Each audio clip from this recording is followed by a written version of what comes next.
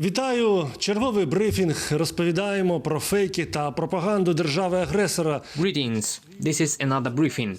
We talk about the fakes and propaganda of the aggressor state during the war that Russia has unleashed against Ukraine. The Russian state media actively spread the fake that Ukraine was allegedly planning to build a NATO military base in Severodonetsk. Stories about this have appeared on state channels such as RIA Novosti. This is done with an understandable purpose. In sound bites, the Russian propagandists tell that this airfield was to be the point of attack and further fragmentation of Russia.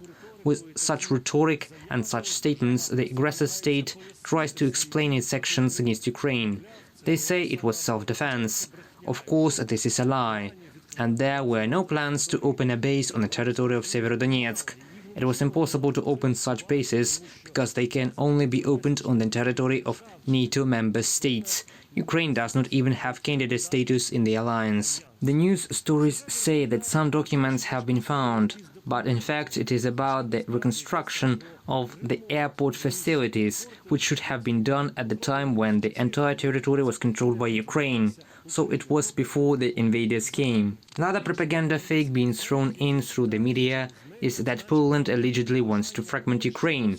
Now, such a statement was made by the head of the Russian Foreign Intelligence Service, Naryshkin. According to the version of Naryshkin, Poland allegedly intended to build a proxy state on the territory of Ukraine under the protection of the Polish armed forces, and the central regions of Ukraine will be a buffer zone. In fact, this only confirms the propaganda throw-in which Russia made at the beginning of the war. At that time, from propaganda mouthpieces such as Komsomolskaya Pravda, they declared their intention to fragment Ukraine into several states. At that time, one of the authors of this article was a non-existent journalist and also a non-existent expert. Now, with these fakes, Russia is trying to absolve itself of all responsibility for the aggression against Ukraine. They say that this aggression is not only a Russian plan, but also a Polish one. It is simply that Russia made it a step ahead, attacked earlier. This is a lie. Poland has no intention of creating proxy states on the territory of Ukraine, and Russia's propaganda is only repeating itself from just a few months ago. In order to somehow distance Russia from aggressive actions during the capture and occupation of Ukrainian cities, the occupiers use the Soviet red flag.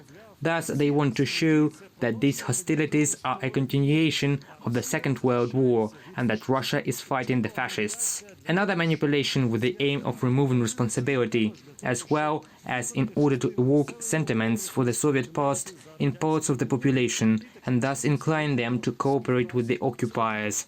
Traditionally, Russia is in search of foreign propagandists who have foreign surnames, who could spread Russian fakes. American military analyst, as Russians represent him, Scott Ritter, is back on the arena of propaganda. Now he comments on the blockade of Kaliningrad. Previously, he repeatedly spoke about Ukraine. Well, I have already told you many times who Scott Ritter is. He is a person in the United States who was convicted of sexual contact with a minor. This person had been imprisoned for 2.5 years for sex crimes and now works for an aggressor state. Overall, there is nothing surprising in this. Both Russian propagandists and Ritter are criminals. Russia still uses children in its propaganda. Now, a video with an unknown girl from the occupied city of Hirske is appearing on Russian resources. She seems to be helping people with the letters Z, telling them how to move through the occupied territories. This is done with one goal, which I have already told you about before, to show, as it were, children support the war.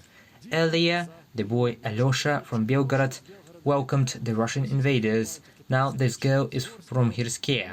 Russians are trying to change the narrative because earlier they made a big mistake by using as the face of the war an elderly woman who eventually admitted on camera that her house was also destroyed by the Russian occupiers. The use of children in propaganda is a typical Nazi technology, and the use of the streak by modern Goebbelses from Moscow is not surprising. At the end of the briefing, the traditional call not to trust propagandists and liars from Russia, to trust the Ukrainian media, the Ukrainian telemarathon, and the Ukrainian military, the Ukrainian political leadership.